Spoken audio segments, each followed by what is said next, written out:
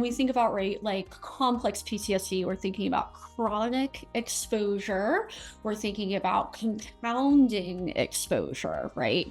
So that could be a single incident happening at multiple different points in life, right? It could also be the way that person is responding.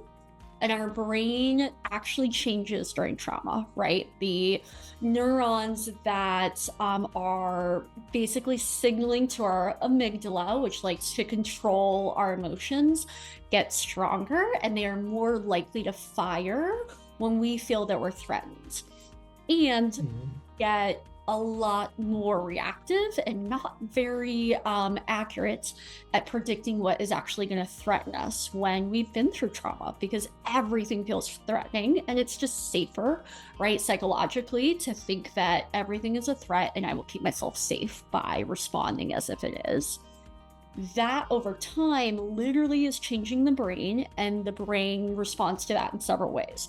One is sort of that classic PTSD that, right, we think of with soldiers, people who've been in like a really gnarly car accident, sexual assaults, things like that. It can also be dissociation. So sometimes people who've been through trauma end up responding with a dissociative disorder. Those disorders can be things like what we call DID, dissociative identity disorder. Used to be called multiple personality, but we understand it better now, so we have a better name.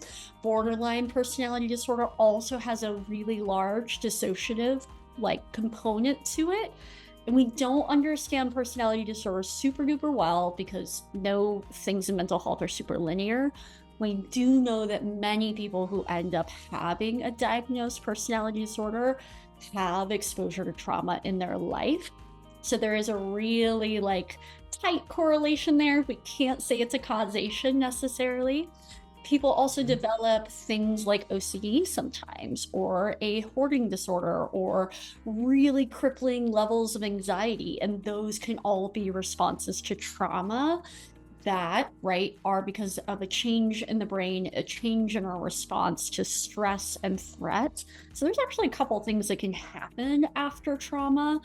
And the more complicated the trauma, the more like exposed we are at certain ages, the context all really, really changes how we respond to that. And that's not even touching, right, like our biology basis of being set up to respond in certain ways, given your genetics, given, right, certain neurotransmitters that may or may not be available and on board at the time, and our interpretation of the event.